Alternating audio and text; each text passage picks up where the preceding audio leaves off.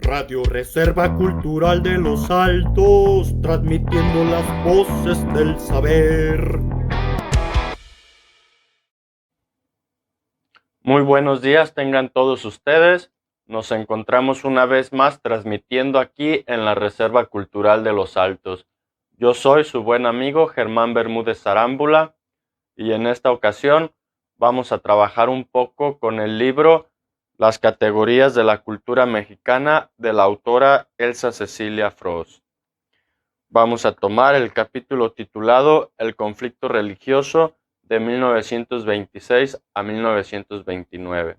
Estamos hablando de lo que nosotros conocemos como la Guerra Cristera. Una y otra vez hemos oído decir que la característica más típica del alma mexicana es su religiosidad, su profundo y conmovedor catolicismo. Y hemos visto que en opinión de muchos, la cultura mexicana puede quedar caracterizada por su inclusión dentro del cristianismo. De él tomaría su fuerza y todos sus frutos llevarían la huella de su religión. Sin embargo, siendo presidente de México, Plutarco Elías Calles inició lo que años más tarde habría de ser conocido como la época de la persecución religiosa. La causa próxima fue, según el propio Calles, la rebeldía del clero, que queriendo aprovechar un momento que creyó propicio a sus fines, declaró que desconocía la Constitución y las leyes emanadas de ella que reglamentan el ejercicio de los cultos. Así, de acuerdo con la versión oficial del conflicto, el gobierno no hacía otra cosa que poner en vigor las leyes de la Constitución de 1917, que nada nuevo introducían, pues todas las disposiciones tenían antecedentes en otras leyes y por ello la alarma a ese respecto era injustificado y fuera de tiempo. Por otra parte, nada había en dichas leyes que atacar el dogma. Se trataba simplemente de disposiciones que limitaban los abusos del clero y establecían firmemente la libertad de cultos.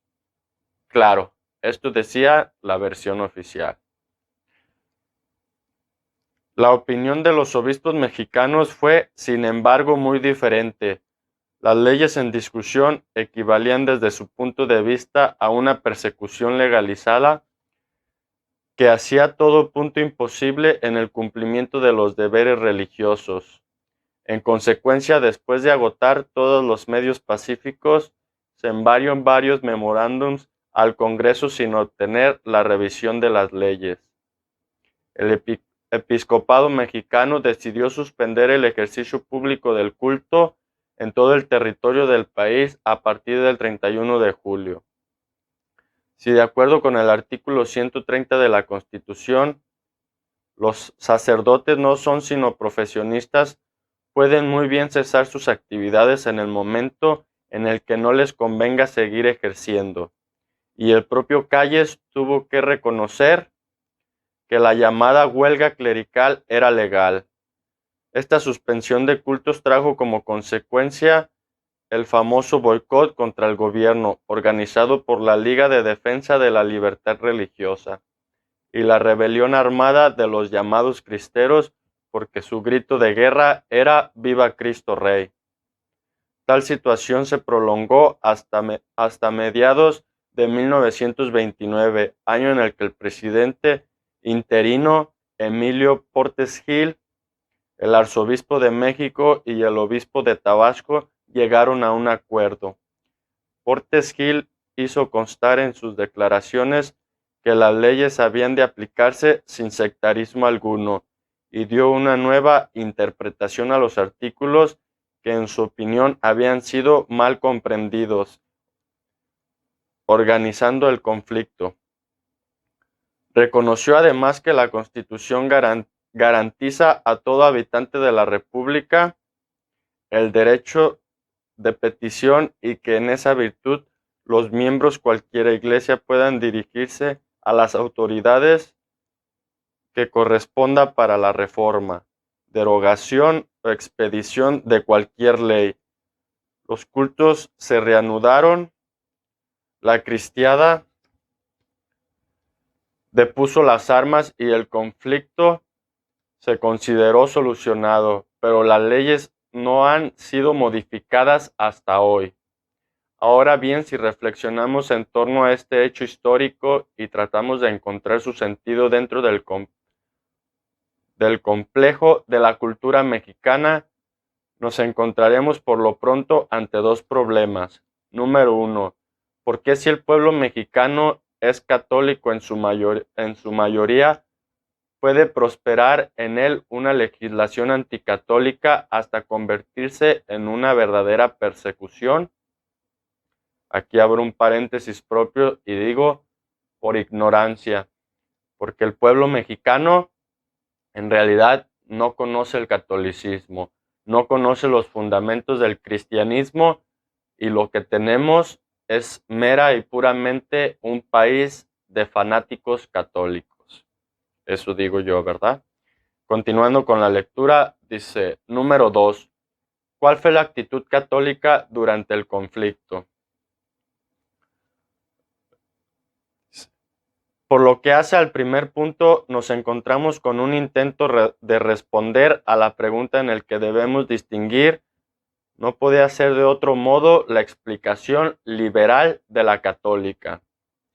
Para los primeros, la causa está en la actitud misma del clero, el eterno rebelde, que no ha vacilado en traicionar a la patria y se ha distinguido siempre por su corrupción, su afán de riquezas y su alejamiento de las clases humildes. Aquí vuelvo a abrir otro paréntesis. Traten de ustedes de imaginarse a la cúpula de corruptos políticos hablando así de la iglesia. Yo no justifico a la iglesia, pero simplemente es patético que otros iguales o peores vengan pues, a señalar a unos de los que ellos más son. Luego dice, de ahí que éstas a su vez le hayan vuelto la espalda y hayan secundado sin reservas las disposiciones de los gobiernos liberales. Y en esto los liberales de esta época no hicieron sino repetir a los del siglo pasado. Por su parte, también los pocos autores católicos que se han ocupado del problema muestran una unidad asombrosa. La causa ha sido el hecho de que los gobernantes y legisladores mexicanos no han sido sino meros instrumentos de la masonería internacional, uno de cuyos designios de siempre ha sido el aniquilamiento de la Iglesia Católica. En consecuencia, el estado de persecución religiosa permanente y legalizada se debe a lo que dijo el licenciado Portes Gil en el banquete masónico en 1929. Dice así, en México, el Estado y la masonería en los últimos años han sido una misma cosa. Esta opinión del licenciado Payeres es, con ligerísimas modificaciones, la misma de Aquiles Moctezuma, seudónimo de un obispo, según se dice, de Monseñor Leopoldo Lara y de Torres, primer obispo de Tacámbaro, o del reverendo padre Cardoso.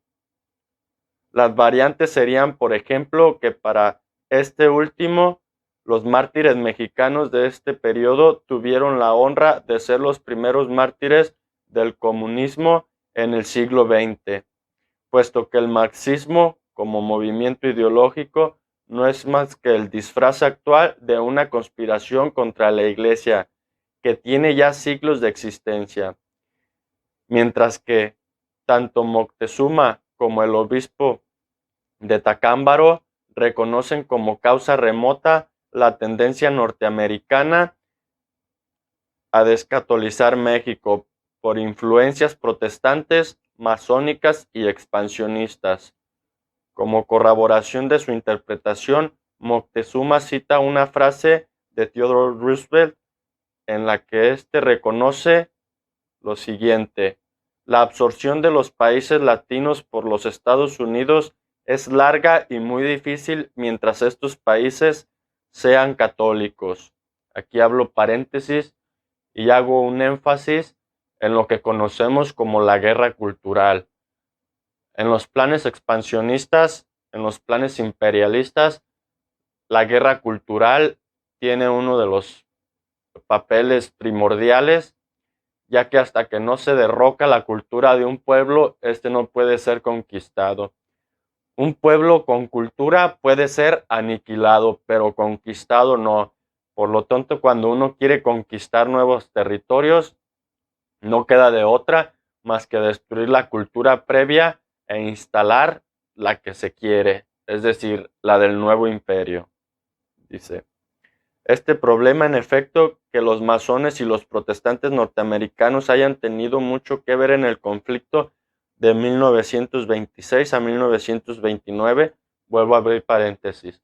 No solo metieron sus manos en el conflicto de la guerra cristera, metieron las manos llenas en el conflicto de la revolución y aún más atrás, cuando esto comenzó, que vendrían siendo las leyes de reforma en los gobiernos de Benito Juárez. Aquí yo puedo decir que muchos creen que Benito Juárez, que el héroe de la patria, que el apóstol de la libertad. Bueno, para los que no estudian la historia, yo les quiero decir que Benito Juárez solo fue una cara más de la propaganda norteamericana. No solo era masón, sino que se vino acá a Estados Unidos y fungió para la secta de Nueva York, ¿verdad? Y más importante aún, traten ustedes de imaginarse esas fechas en las que un indígena, boom, se vuelve presidente de México y tiene contactos y tiene amistades con las grandes esferas norteamericanas, cuando los norteamericanos ya comenzaban a tener poder internacional, poder global. Es evidente que Benito Juárez fue solo una imagen, ¿verdad? Traten de ustedes de imaginarse la propaganda política de aquellos entonces, y la propaganda era un indígena para los indígenas, un indígena para México, etcétera, etcétera, ¿verdad? Obviamente la gente ignorante, la gente de a pie, esa que todavía existe, que cree que sabe de política, pero que nada sabe, y que se deja llevar por estas imágenes, por esta propaganda barata. Así era Benito Juárez, porque ya cuando uno va al resumen, a lo que Benito Juárez hizo en la práctica, uno se da cuenta que actuación tras actuación tras actuación solo fue a favor de la masonería norteamericana, ¿verdad? La famosa masonería de Nueva York, o esta que era de Rockefeller. Para ellos trabajaba Benito Juárez. Dice, pero aún reconociendo este hecho, esto no nos explica por qué un pueblo católico acepta una legislación que va en contra de sus creencias. Tratando de resolver el problema, Monseñor Lara y Torres señala entre las causas próximas la tendencia de la actual Revolución Mexicana. Si hubiera dicho de los revolucionarios, habría sido mejor, pero de cualquier manera es este obispo quien más se acerca al meollo del problema. Al estudiar los planes afirmé, es verdad que la cuestión religiosa ocupaba un lugar muy secundario y que en los planes no había señales de inconformidad o conflicto entre el pueblo y la iglesia. Aquí están refiriendo a que cuando la Revolución Mexicana iba a comenzar, el problema no comenzó entre la población mexicana contra el clero, contra la iglesia, ¿verdad? En realidad, las causas de la Revolución Mexicana ya eran un conflicto entre el pueblo mexicano y los liberales masones, que ya tenían el poder gubernamental, ya tenían el poder del Estado en sus manos, ¿sí? Ya habían copado las instituciones del gobierno del Estado, ya estaban en manos de la masonería. Y así era como se supone que iba a comenzar la Revolución Mexicana. La revolución del pueblo para quitar a estos personajes pagados y traídos por los poderes del extranjero. Eran los que teníamos que quitar. Luego dice lo siguiente, dice, es más, tanto Villa como Carranza se acusan mutuamente de ultrajar los sentimientos religiosos del pueblo, con lo que se reconoce que el movimiento armado no iba dirigido contra la religión o sus representantes. Sin embargo, los intelectuales y los ideólogos de la revolución liberal, como puede verse en el programa del Partido Liberal, redactado por los Flores Magón, sí son decididamente jacobinos. Para ellos las leyes de reforma habían sido insuficientes para restringir los abusos del clero y proponer nuevos artículos que pongan fin a esta actitud eclesiástica, inspirada por su odio salvaje a las instituciones democráticas. Y si Carranza, por ejemplo, se opone a incluir en el Plan de Guadalupe cláusula alguna en contra de la Iglesia, es porque en su opinión los terratenientes, el clero y los industriales son más fuertes y vigorosos que el gobierno usurpador. A esto era lo que me refería con gobierno usurpador.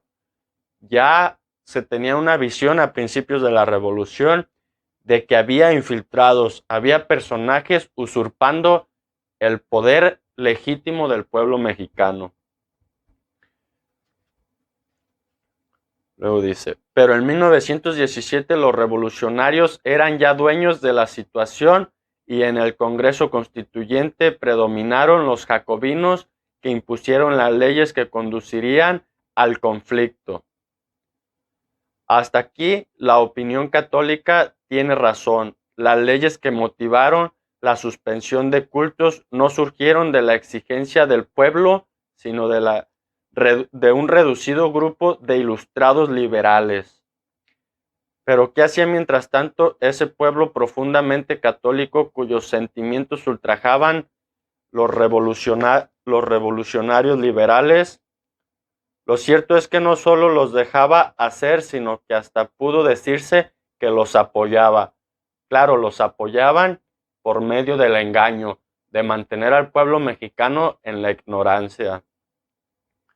Bueno, yo creo que aquí me voy a detener con la lectura para hacer otro pequeño salto, para hacer una conexión. Voy a nombrar algunos personajes de la revolución que le van a dar clave a esto. Estoy hablando del general Huerta y Plutarco Elías Calles. Estos dos fanáticos masones, liberales, jacobinos, no solo vinieron a ejercer con puño de hierro las reformas del Benito Juárez, sino que al mismo tiempo que ellos buscaban la manera de partir el catolicismo, ellos estaban llevando nuevas iglesias jacobinas, sobre todo al estado de Jalisco, y esta les va a sonar: la luz del mundo. No es casualidad que el fundador de esta religión sea compadre del general Huerta. No es coincidencia que estos personajes hayan salido juntos del municipio de... en el norte de Jalisco. Disculpen, se me acaba de ir el nombre, pero es muy obvio que estos dos ya estaban conectados y que cuando entran a la revolución son apoyados y financiados por la masonería norteamericana.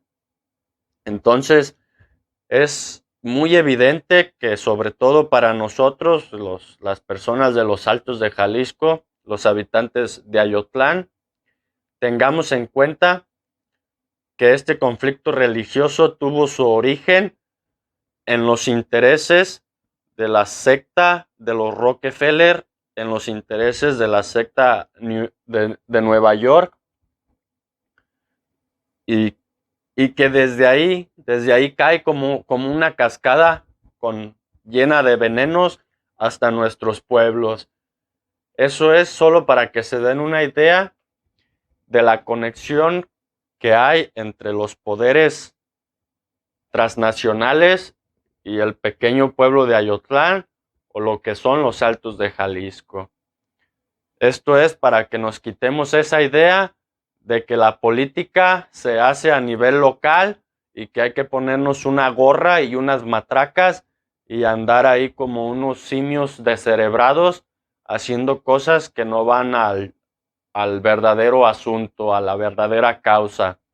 Si queremos resolver nuestros problemas como pueblo, como comunidad, es importante que siempre acudamos a las causas de nuestros conflictos, de nuestros problemas. Y en este caso debemos distinguir que a nosotros nos han traído los problemas desde fuera y que debemos de retomar lo que es nuestro, lo que es propio de nosotros, y eso es la cultura católica, la cultura cristiana, la educación cristiana que nosotros ya teníamos antes y que nos era mucho mejor que esta nueva educación y que esta nueva política liberal que no promueve los valores integrales del ser humano. No, ellos jamás nos visualizan como seres que podamos aspirar a lo trascendente. Por eso yo siempre voy a invitar a la gente de Ayotlán a que se eduque, a que se ilustre, a que conozca los orígenes de la política, o mejor dicho, como siempre, de la pseudopolítica mexicana. Porque en el último siglo, desde que se perdió la Revolución Mexicana, porque la Revolución Mexicana la perdimos los mexicanos, ¿sí? Llegaron los poderes masónicos y se adueñaron de todo. Prácticamente el Estado mexicano es una iglesia masónica, ¿verdad? Si ustedes van al Congreso, si ustedes van a la Cámara, todo está lleno de simbología masónica, todo funciona con rituales tipo masónicos, que tú ya eres de este nivel, que tú ya eres de otro nivel, que ya pactaste con que sí, tenemos pues una camarilla, grupos cerrados que no representan al pueblo mexicano, nunca lo han representado, ¿sí? Son estos poquitos grupos de gente venenosa que ellos se autoproclaman el pueblo mexicano. No son ellos el pueblo mexicano, ¿sí? No lo son. Y si yo le pregunto a la gente de Ayotlán y les digo, ustedes, gente de Ayotlán, ¿qué tiene que ver con la masonería y qué tiene que ver con los liberales y qué tiene que ver con todo eso? Yo sé que no tiene nada que ver, eso no nos pertenece a nosotros, ese es un agente externo completamente parasitario que se está alimentando de nosotros, se está aprovechando de nosotros. Nos utilizan como un huésped, les digo, son parásitos que utilizan a los pueblos auténticos como un huésped. Entonces, cuando yo veo a la gente usando sus gorritas, sus camisitas, sus matracas, gastando su tiempo y su dinero en apoyar tal y cual partido, yo les digo, pobre gente, no se dan cuenta que son el huésped de ideas parásito, ¿verdad? Les ponen estos parásitos en la cabeza y la gente comienza a actuar como una especie de zombie. No sé si ustedes han visto estos animales parasitarios que se adueñan de los cuerpos de insectos o de renacuajos y que por fuera uno ve a estas lindas mariposas que vuelan y dice uno, vaya qué hermosa, pero por dentro llevan un parásito que se alimenta del cuerpo de la mariposa y que encima la usa para transportarse. Es decir, el parásito vuelve un instrumento a la hermosa mariposa. Así es lo mismo que yo veo en el pueblo de Ayotlán.